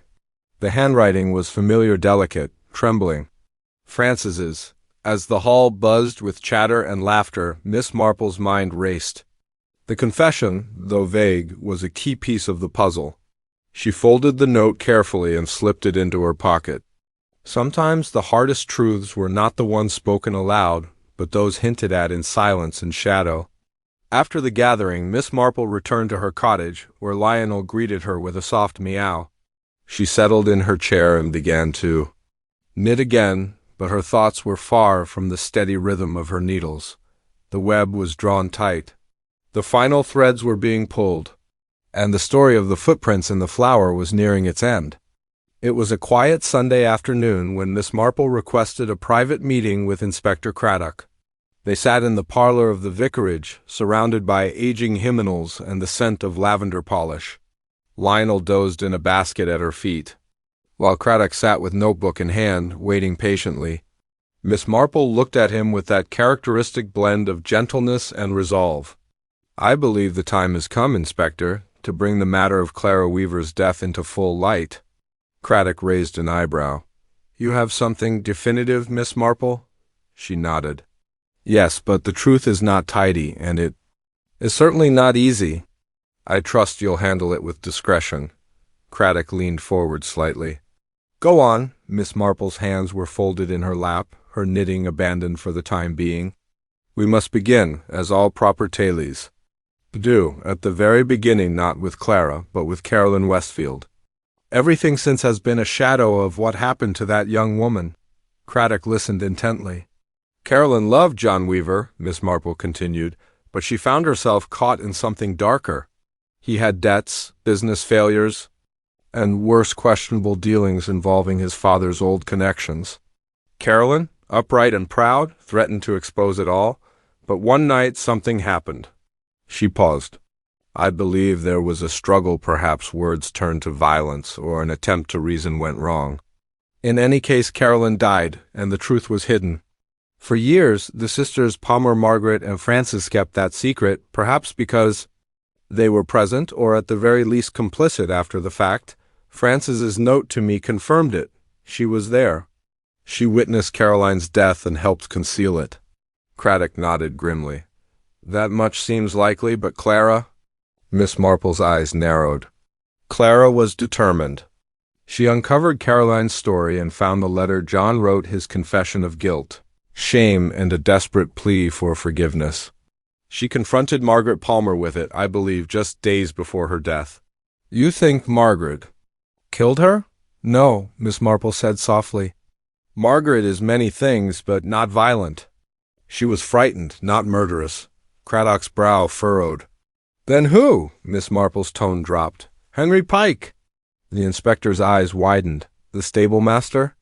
Indeed, a quiet man, rarely noticed. But he had reason. To act, he was once in love with Frances Palmer. They were briefly engaged? Did you know that? Craddock shook his head. It ended badly. Henry blamed Caroline for turning Frances against him. Caroline, who was always the more vibrant, the more daring. When Clara came back asking questions about the forge, the past came flooding back. I believe Clara confided in Henry. Perhaps she sought out the key to the forge. Perhaps she asked him to open it for her. He thought he could contain her curiosity. But once she showed him the letter, he saw everything unraveling again. Frances's reputation, the memory of his own humiliation, even his standing in the village. Craddock's voice was low. So he silenced her. Yes, not with premeditation, I suspect. Likely a confrontation in the forge turned physical. He struck her. It was quick, brutal, and final. He arranged the scene to appear accidental, or like a robbery, but he made mistakes. The footprints in the flour were not hers. They were his. He had tried to cover them, but flour is a tenacious thing. Craddock rubbed his jaw. And the missing letter? Burned, most likely. Or perhaps buried. But he didn't count on Clara having shared its contents. She told Frances, perhaps Margaret, perhaps even others. That's why he's been on edge. He knows the secret is still out there. The inspector rose slowly, the weight of the truth settling on his shoulders. We'll need to bring him in. Yes, Miss Marple said, rising with him. But do it quietly? Frances and Margaret have lived long enough under the shadow of this. There's no need to add public disgrace to private tragedy. The next morning, the constable arrived discreetly at the stables under Craddock's orders. Henry Pike, who was preparing a gelding for morning exercise, did not resist when they asked him to accompany them to the station. Word spread quickly, as it always did in villages like Dovecote Hatch, but there was little outrage, only a solemn hush, like the breeze before a storm. Miss Marple walked the length of the lane to the post office and back again, exchanging subdued nods with neighbors. No one asked her directly, but many eyes lingered just a moment too long, hoping for confirmation. That afternoon, Frances Palmer called at Miss Marple's cottage. She looked pale, older than her years. I know, she said simply, standing in the doorway. Miss Marple ushered her inside. Come in, dear. Sit. Would you like tea? Frances shook her head. I just need to speak. I need to say it aloud. Miss Marple waited, allowing the silence to offer permission. Frances stared at her hands. Caroline didn't die violently. Not exactly. She fell. We were arguing. She was near the edge of the forge loft. I shouted at her to stop talking about John, about his debts, about how we should go to the police. She turned, lost her footing, and she fell. I froze. Margaret ran in. And we panicked. We were young. We didn't know what to do. Tears filled her eyes, but she did not sob. I've carried that night with me for 30 years, and now Clara, because of our silence. Miss Marple reached over and gently laid a hand over Frances's. You were frightened. That doesn't make it right, but it makes it human. Frances nodded slowly. Will Henry confess? I believe he already has, Miss Marple said. Quietly, he was weary of carrying the burden. Guilt weathers a man more than labor ever can. Frances stood. Thank you for everything. If you hadn't pushed gently, I think none of this would ever have come to light. Miss Marple smiled faintly. Sometimes light is painful, but it also allows healing. The following Sunday, The vicar's sermon spoke of truth, reconciliation, and the mercy of beginnings even at the end of things. The congregation listened with unusual stillness. Margaret Palmer did not attend, but Frances did, seated near the back. When the final hymn faded, she left quietly through the side door. Miss Marple lingered outside the lich gate, watching the village emerge into the sunlight. Dovecote Hatch was unchanged in the way only English villages could be blooming roses. Gossiping postmistresses, the comforting rattle of teacups in drawing rooms, but something underneath had shifted. The story of the footprints in the flower had been solved. But Miss Marple knew, in every quiet place behind every lace curtain, the dramas of love, pride, guilt, and betrayal continued to weave their delicate web. She turned down the lane toward home, the handle of her basket creaking gently in her hand, and Lionel trotted along at her heels. The end, Miss Marple, and the footprints in the flower.